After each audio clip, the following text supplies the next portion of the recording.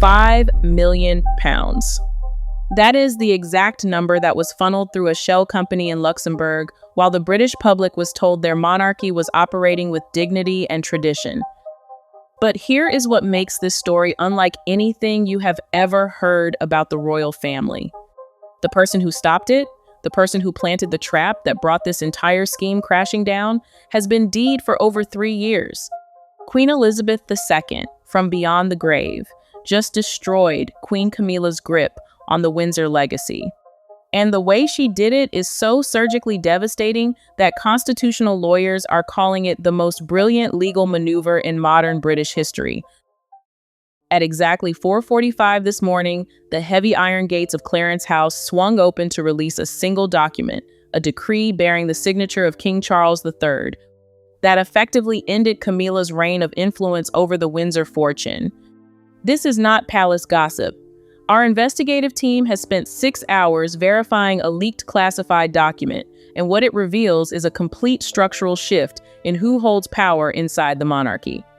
The era of Camilla and her son, Tom Parker Bowles, wielding influence over royal assets worth tens of millions, it hit a wall of legal steel forged years before the confrontation even began.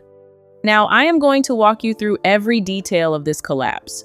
The secret audit, the Luxembourg bank records, the confrontation at Clarence House where Camilla reportedly screamed at her own husband, and the chilling moment Prince William delivered a line that silenced the entire room. But there is one detail buried in the Luxembourg files, a single name, that suggests this betrayal goes far deeper than Camilla, far deeper than Tom Parker Bowles. That name leads somewhere no one expected. And I will get to it. But first, you need to understand how we got here. For months, the tension inside the palace had been building like pressure behind a dam. Staff members described an atmosphere of forced politeness, the kind of quiet that only exists when everyone knows an explosion is coming, but nobody wants to be standing closest when it detonates.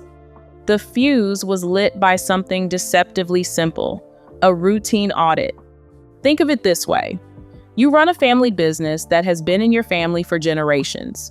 One day, your accountant notices a payment to a company nobody recognizes. You pull the thread, and the entire tapestry unravels. That is exactly what happened with the Royal Heritage Fund. Our sources inside the Forensic Intelligence Unit, the team tasked with investigating financial irregularities within the Crown's private holdings, have confirmed a discovery that sent shockwaves through the inner circle. Exactly £5,230,000 were funneled through a shell company registered in Luxembourg. The company's name was Stag Crown Hospitality Limited. Now, shell companies are not inherently illegal, but the ownership record of Stag Crown Hospitality Limited is what turned a routine audit into a full-blown crisis. That company is owned by Tom Parker Bowles, Queen Camilla's son from her first marriage. The son of the Queen consort was operating a private company funded by money connected to the Royal Heritage Fund, and its purpose was audacious enough to take your breath away. Tom Parker Bowles wanted to take Greystone Downs, an ancient woodland that has been part of the Crown's natural heritage for centuries, and turn it into an elite eco-resort. We are talking £5,000 a night, private chalets tucked into ancient oak groves, Michelin-starred dining experiences marketed to foreign dignitaries and ultra-wealthy international clients.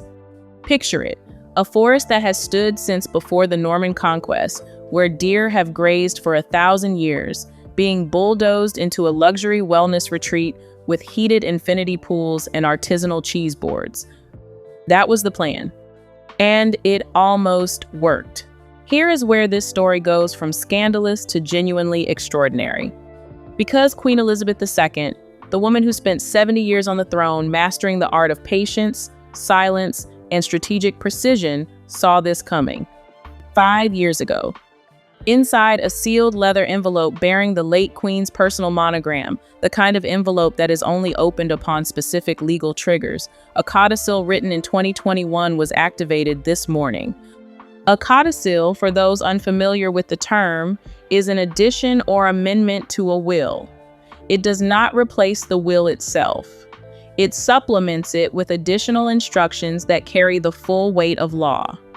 And this particular codicil contained a legal mechanism so clever that the barristers who reviewed it reportedly sat in stunned silence for several minutes after reading it. The mechanism is called anticipatory obstruction. That phrase sounds like dry legal jargon, so let me unpack what it actually means. Imagine you are playing chess, but instead of reacting to your opponent's moves, you have already written down 5 years in advance exactly what they will try to do. And next to each prediction, you have written the counter move that destroys it. That is anticipatory obstruction. The late Queen's Clause stated this, and listen carefully because the specificity is what makes it devastating. Any non-blood relative who attempts to commercialize or convert any heritage estate for private gain will automatically trigger an immediate and irreversible transfer of all custodianship rights to the heir apparent. Read that again in your mind. Immediate, irreversible, not subject to appeal, not open to negotiation. The moment Tom Parker Bowles, a non-blood relative, moved to commercialize Greystone Downs, he unknowingly triggered a clause that handed everything to Prince William. The late Queen did not just anticipate the threat. She built a legal cage around it, left the door open, waited for her target to walk in, and then, from 3 years beyond the grave, slammed it shut. Stick with me here, because the confrontation that followed is unlike anything that has been reported from inside palace walls in decades. The scene inside Clarence House has been described to our investigative team by multiple sources, including a senior footman who was physically present in the room, and every account tells the same story. This was not a polite disagreement between family members. This was a detonation. When the forensic audit was formally presented, the documents spread across the long mahogany table in the state drawing room. The air in the room reportedly changed. One source described it as the temperature dropping by 10 degrees in an instant, that particular silence that falls when everyone present realizes something irreversible is about to happen. Queen Camilla's reaction was explosive. According to the footman's account, she turned to King Charles, her own husband, a man currently battling cancer and visibly weakened by months of treatment, and demanded to know why she was being sidelined. Her exact words, as recounted by witnesses, cut through the room like a blade. "You are caging me. Even in your illness, you are letting them cage me." Think about the weight of that statement. A wife speaking to her gravely ill husband in front of palace staff and senior royals, accusing him of conspiring against her. The desperation in those words tells you everything about how completely the ground had shifted beneath her feet. But it was William's response that has become the defining moment of this entire crisis. The Prince of Wales was standing by the window, the tall arched window of a chamber that has witnessed royal confrontations stretching back nearly 2 centuries. William did not raise his voice. He did not match her fury with his own. According to every source present, his tone was measured, controlled, and absolutely lethal in its precision. "I am not caging you, Camilla. I am simply fulfilling a promise my grandmother made to this nation." And then he delivered the line that ricocheted through every corridor of the palace. "The crown is not for sale, and the stables are not a spa."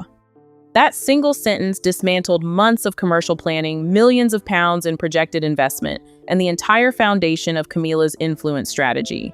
It was not an insult, it was a verdict. Delivered with the calm authority of a man who knows he is holding every card in the deck. Now, here is what most people miss about this moment, and this is critical to understanding what comes next.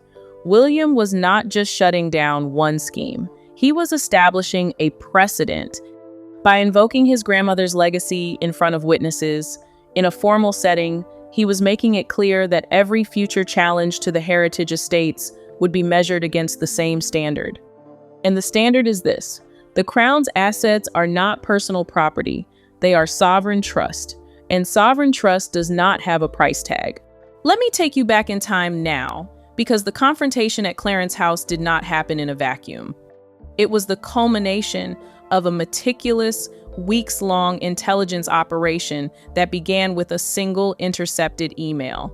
On the 30th of January, 2026, at precisely 22 minutes past 10 in the morning, Princess Anne intercepted a series of encrypted communications between Sir Piers Mallory, Camilla's legal liaison, and a sitting peer in the House of Lords. Anne holds a constitutional role most people do not fully appreciate. She is a senior working royal with direct access to the Crown Trust Authority, the body overseeing the monarchy's financial architecture. When suspicious activity touches the Crown's assets, investigation falls within her operational authority. And what she found was damning. The emails detailed a coordinated plan to bypass Prince William's authority over Greenheath Estate, 500 acres of ancient woodland bordering a historic Roman road, valued at precisely £80,450,000. The plan was to strip William of custodianship and open it for commercial development. By the 2nd of February, King Charles had ordered a full-scale review by the Privy Purse, the office that manages the sovereign's private financial affairs. The investigation moved with a speed that stunned even the investigators themselves. And then, something unexpected happened that accelerated the entire timeline. On the 5th of February, at 4:15 in the afternoon, Andrew Mountbatten Windsor was arrested for unrelated security breaches, specifically allegations involving the unauthorized sharing of confidential government documents. The media firestorm that followed consumed every headline, every news cycle, every inch of public attention. And in that chaos, in that perfect storm of distraction, William made his move. He walked into his father's private study and placed the Luxembourg bank records on the desk. Transaction logs, account numbers, corporate registrations, wire transfer confirmations. Every single link in the chain connecting Tom Parker Bowles to Stag Crown Hospitality, to the Royal Heritage Fund, to foreign investors. Tom Parker Bowles had been leveraging the prestige of the royal name to secure private investment from East Asian conglomerates, promising them exclusive culinary branding partnerships and the chance to associate their corporate identity with the Windsor name. He was, in the most literal sense, selling the crown. And this morning's decree, the Royal Heritage Protection Decree, signed at 3:15 in the morning, is the final irrevocable response. It does not just stop the resort at Greystone Downs. It demands the immediate repayment of the full £5,230,000. Every penny traced, every transaction flagged, every account frozen. For Camilla, this is not just a political setback. This is an existential catastrophe. She now occupies a position that is historically unprecedented. A queen consort who holds the title, wears the crown, attends the ceremonies, but has been surgically removed from any financial decision-making power regarding the royal estates.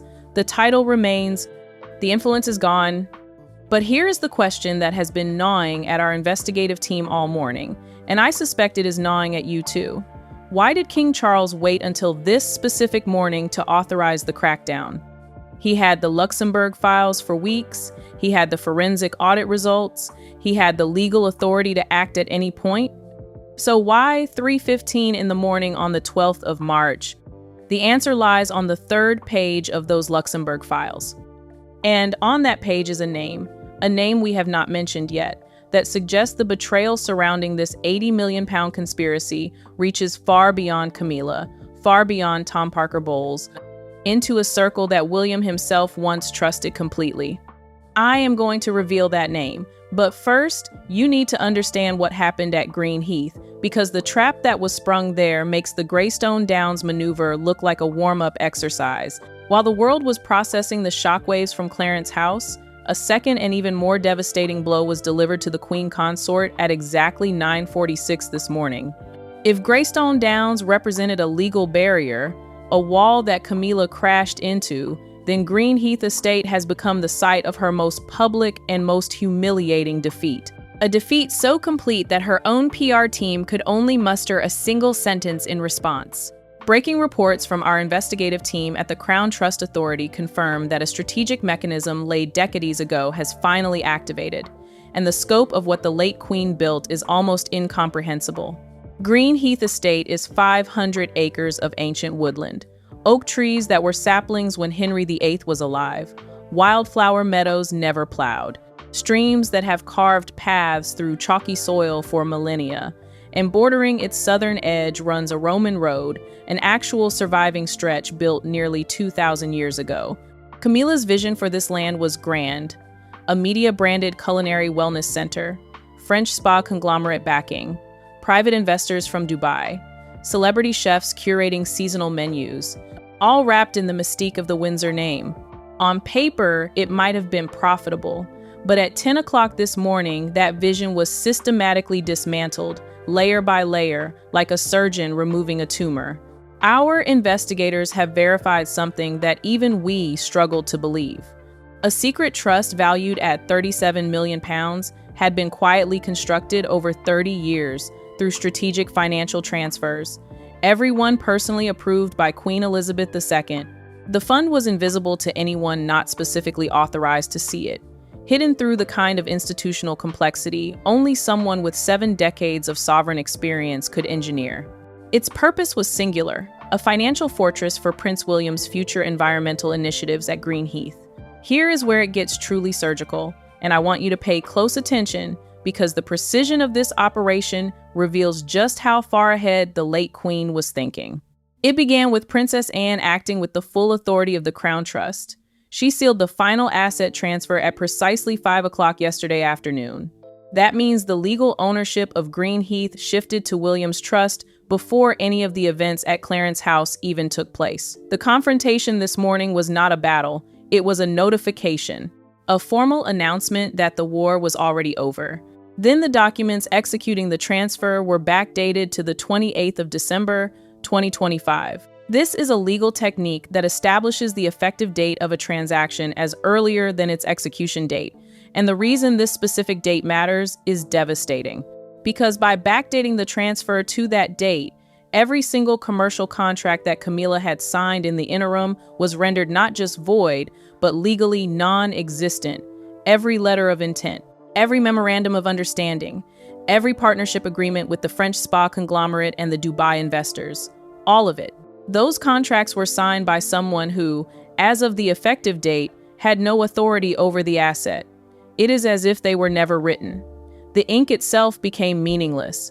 This is not just legal maneuvering. This is a masterclass in preemptive warfare. Now, most people would assume that Camilla accepted this defeat quietly. She did not.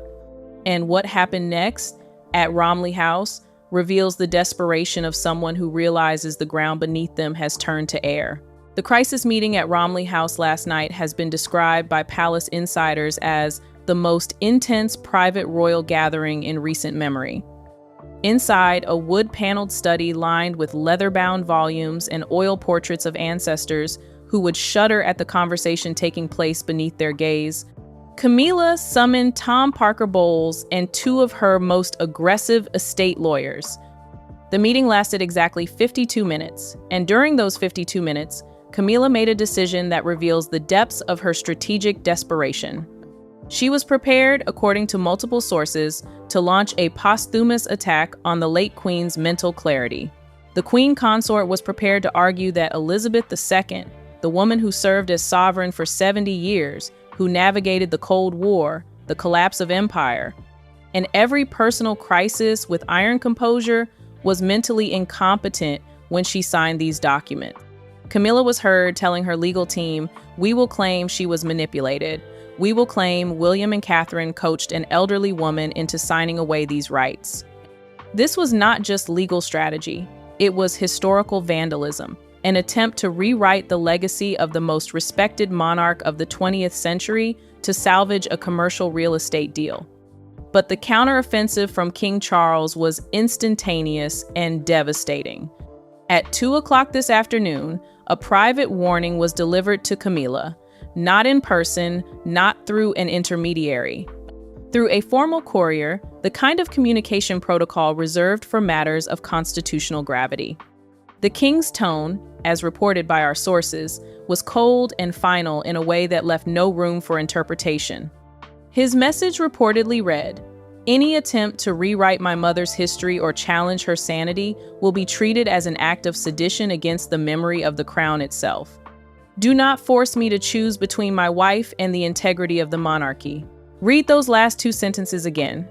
A husband telling his wife, through a formal legal courier, that if she forces his hand, she will lose, that the institution will always come before the individual, that the monarchy is bigger than any marriage. The loneliness in that message is almost unbearable, but the resolve is absolute. And then came the final checkmate, the move that ended all possibility of appeal. A royal black sedan, unmarked, arrived at Clarence House carrying a single item, a private audio recording made in 2021. And on that recording, Queen Elizabeth II, in her own unmistakable voice, explains exactly why Greenheath must never be commercialized. She describes it as a secure legacy zone reserved for child rehabilitation, environmental stewardship, and educational initiatives under the sole patronage of William and Catherine. Hearing that voice, the voice of a woman gone for 3 years, explaining a plan that perfectly defeated a challenge not yet conceived, according to sources present, when it was played, it left Camilla in a state of visible, physical shock. The color drained from her face. She sat down without speaking and did not move for several minutes. The final movement in this extraordinary royal chess game reached its conclusion at precisely 11:15 this morning. A sealed leather envelope bearing the personal cipher of Elizabeth II, not the royal cipher, not the state seal, but her personal mark, was presented to the Prime Minister. Inside was the confirmation of the final, irreversible transfer of the Oak Ridge estate to Prince William. Now, Oak Ridge is valued at £18,400,000, but the financial figure is irrelevant. Oak Ridge was the late Queen's personal sanctuary, sitting outside standard Crown estate regulations, never subject to normal oversight. It was hers in a way almost no other royal property was. She chose to give it to William, not Charles, not the Crown, to William, with conditions designed to survive for generations. The private will contain the same anticipatory obstruction clause, but with an additional layer of specificity. This version explicitly nullifies any challenge by individuals born outside the Windsor bloodline or by those who married into the family after the year 2010. The date is not random. Camilla married Charles in 2005, but the clause uses 2010 as its threshold, a generational cutoff that is not personal, not targeted, just a line drawn in time. And Camilla falls on the wrong side of it. The reaction inside the palace during the reading of this clause was described in terms I have rarely heard applied to royal proceedings. One high-ranking official who witnessed the reading said the silence lasted for exactly 3 minutes, not figuratively, literally. 3 minutes of absolute silence in a room full of the most powerful people in Britain. Then the fallout began. Camilla reportedly stood up and walked out of the green drawing room without a single word to King Charles. No explanation, no farewell. Just the sound of her heels on the marble floor and the quiet click of a heavy door closing behind her. Tom Parker Bowles, who had been banking on a legal appeal through the Privy Purse Committee to reclassify Oak Ridge as a public asset, was seen in the hallway afterward in a state of barely contained rage, berating his legal team for failing to anticipate the clause.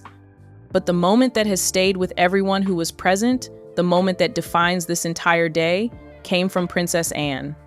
Anne, who has been the silent architect of William's defensive strategy throughout this entire crisis, turned to King Charles after Camilla left the room. Her voice was quiet, but carried the weight of decades of patience and foresight. "I always knew this day would come. Mother's foresight was always better than their ambition." The king, appearing frail, visibly exhausted, but resolute in a way that suggested he had made peace with this outcome long before it arrived, simply nodded. And then he authorized the final forensic audit of the estate's restoration logs dating back to 1953. Every repair, every renovation, every penny spent on Oak Ridge for the last 73 years will now be documented and sealed as part of the permanent record. At sunset today, William was seen at Oak Ridge with Catherine and their 3 children. A staff member present on the grounds witnessed a moment that has already become the defining image of this new chapter.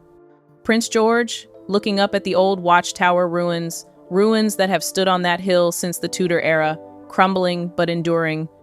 asked his father a question that carries more weight than any legal document signed today. Will this be ours forever? William's answer was careful, deliberate, and constructed with the precision of a man who understands that every word he speaks to his children is also a statement to the nation. As long as we protect it, George.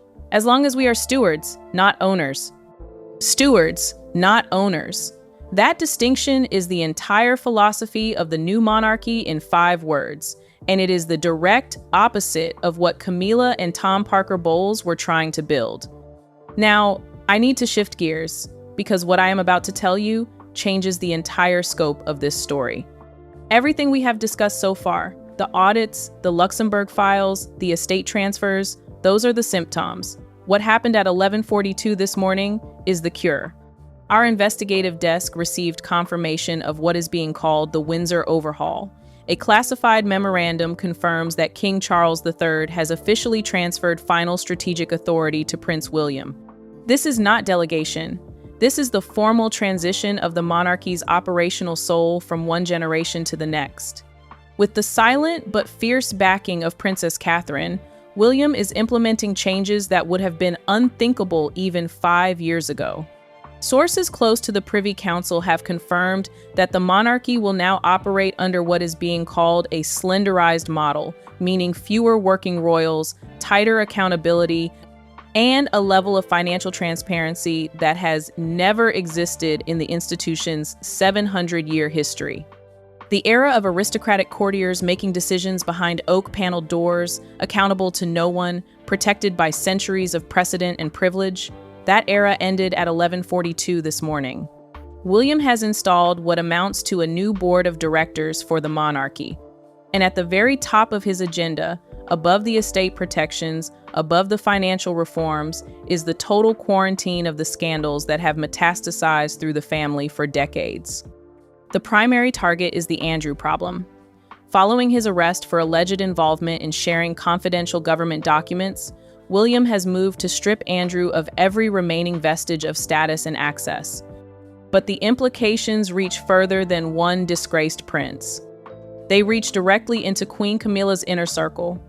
Our team has obtained records of a heated exchange at Clarence House late last month. William presented his father with a dossier detailing ongoing connections between Queen Camilla and Sarah Ferguson. Ferguson's name appearing in newly released files, specifically a communication from October of 2009, expressing urgent need for funds from a known associate, gave William the ammunition to draw an unmistakable line.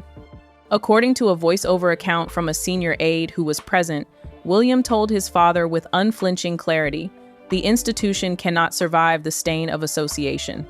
We are building a future based on merit and transparency. That future does not include those who leverage the crown for private bailouts." The confrontation lasted exactly 34 minutes. At its conclusion, William issued what is now being called the March Ultimatum. He told Camilla directly, not through a courier this time, but face-to-face, standing across the table from her, "You must choose. Either you publicly and permanently distance yourself from the Ferguson circle, or your own influence within the Regency Council will be reduced to a purely ceremonial role. This is not a suggestion. It is the new architecture of the monarchy." While William handles the legal and strategic front of this restructuring, Princess Catherine has taken command of something equally critical, the palace's crisis communications infrastructure. And here is something that most of you will not expect to hear. Catherine's role in this transformation may ultimately prove more significant than William's. Our investigators have confirmed that Catherine is now the primary strategist for the Royal Communications team. This means she has effectively sidelined Camilla's entire PR operation, the team of media advisors, press secretaries, and image consultants who have spent years carefully managing the Queen Consort's public perception. The personal friction this has generated is intense and immediate. A source inside the palace press office reported that Camilla has become visibly combative in meetings, accusing Catherine of deliberately making her and King Charles appear weak by allowing the younger generation to assume public leadership roles. Catherine's response, and this has been confirmed by 3 separate sources who were present, was delivered with a composure that made the temperature in the room drop. "We are not trying to make you look weak, Camilla. We are trying to make the monarchy look survivable." Survivable. That single word carries an ocean of implication. It acknowledges that the monarchy is in danger. Not from external enemies or Republican movements, but from the internal rot of financial scandal and misplaced loyalty. And it positions Catherine not as a rival to Camilla, but as a doctor performing emergency surgery on a patient who does not want to admit they are sick. King Charles, at 77 years old and continuing his battle with cancer, has reportedly found a measure of peace in this transition. He knows, and the people close to him say he has accepted, that his reign may be shorter than he once hoped, and he has chosen to spend his remaining strength not fighting his son's reforms, but backing them. The most significant gesture of this support came when Charles granted William and Catherine the authority to issue royal warrants, the official endorsements that allow companies to display the royal coat of arms and claim association with the crown. This privilege has been guarded with extreme jealousy for centuries. It is, in many ways, the monarchy's most valuable commercial asset, and Charles handed it over. He handed them the keys to the kingdom, literally. As the clock struck 9:46 on this 12th day of March, a historic silence fell over the western boundary of the Green Heath estate. Prince William, dressed in a simple navy wool coat, no medals, no ceremonial regalia, accompanied by a single senior aide, stepped forward to sign the inaugural charter of the Green Heath Royal Future Trust. There were no press calls, no photographers, no royal standard flying overhead. It was the quiet, irrevocable execution of a sovereign promise. By signing this charter, William codified an ethical framework mirroring the late Queen's environmental vision. Every commercial scheme, every rebranding proposal, every holding company in Luxembourg, all of it structurally neutralized. The estate is now legally classified as an inalienable sovereign heritage asset, protected in perpetuity. The moment was marked by a visual counterpoint so striking that the security detail who witnessed it described it as cinematic. At exactly 9:55, a royal Rolls-Royce appeared at the estate's western gate. The door opened. Queen Camilla stepped out. She was wearing dark glasses, despite the overcast morning sky. She clutched a black leather folder against her chest like a shield. She did not approach the prince. She did not speak.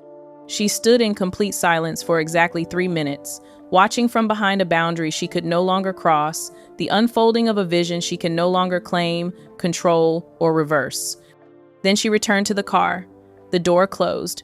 The Rolls-Royce pulled away. The official response from the Queen Consort's camp arrived less than an hour later. Her PR team, the same team that Catherine has now effectively sidelined, issued a single statement. One sentence. Her Majesty Queen Camilla regrets the recent developments and supports the King's reaffirmation of the late Queen's legacy. That is not a statement. That is a white flag. As one senior footman who served the late Queen for over 30 years put it, this was not just a house. It was the Queen's final chess move. And in the grand tradition of the woman who made it, the move was perfect.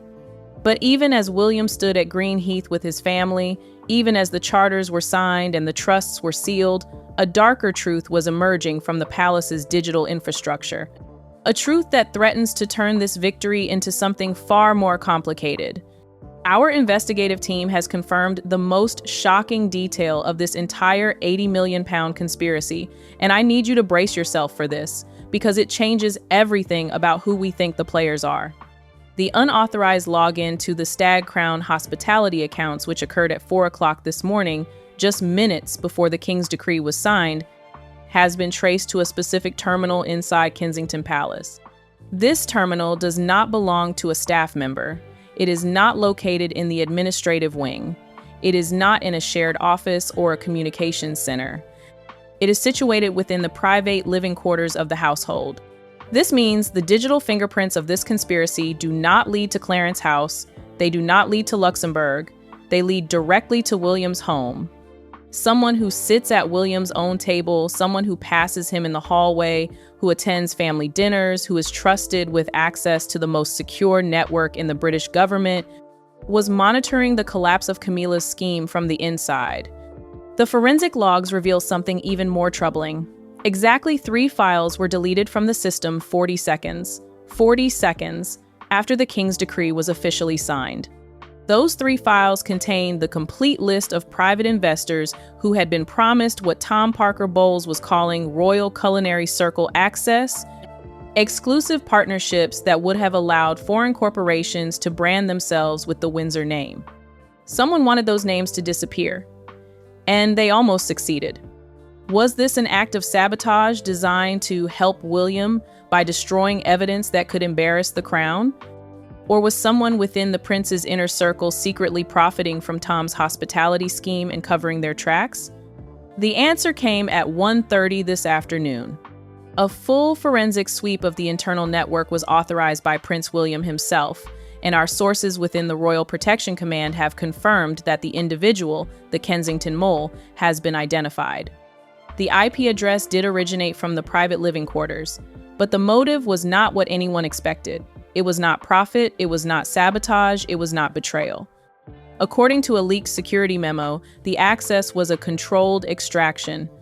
An internal whistleblower, a high-ranking member of William's own trusted circle, had been monitoring Camilla's communications for 6 months, operating in complete secrecy, documenting every transaction, recording every suspicious communication, building a case file so comprehensive that when the moment came, the evidence would be unassailable.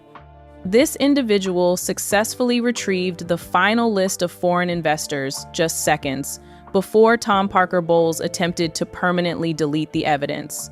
Those 40 seconds of deletion, they were Tom's move. The extraction that preceded it, that was the whistleblower's counter move. Already complete, already secured. The chess game within the chess game. The dialogue recorded during the final confrontation at Clarence House today reveals the scale of what has been accomplished. As Camilla prepared to leave for her private residence, bags packed, staff dismissed, the machinery of her influence grinding to a halt, William reportedly met her in the Grand Hall.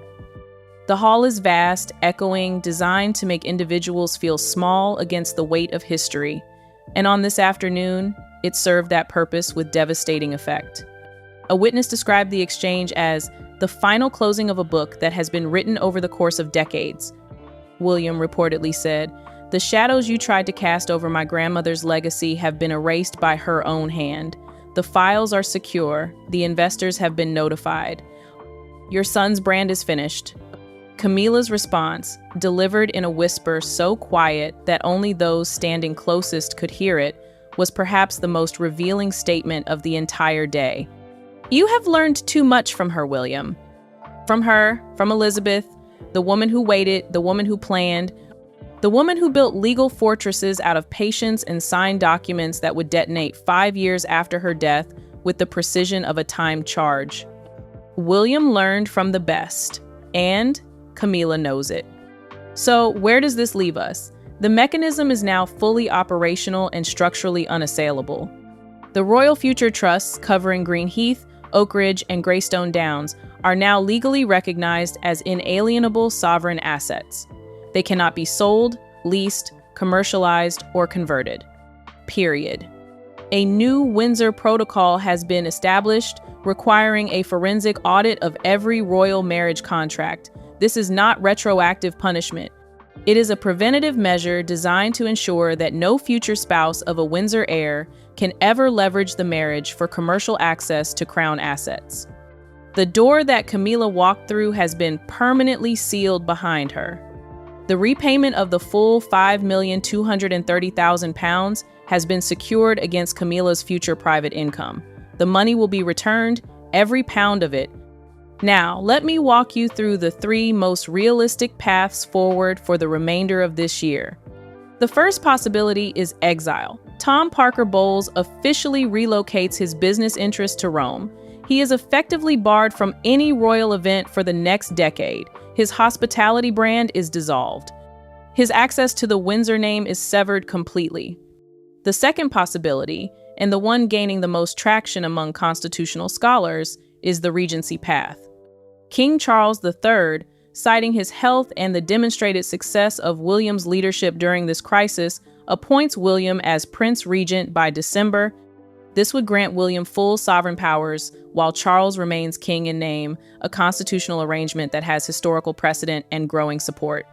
The third possibility is total exposure. The Stag Crown files are turned over to the Serious Fraud Office. A public investigation is launched. Camilla's advisors face potential criminal charges.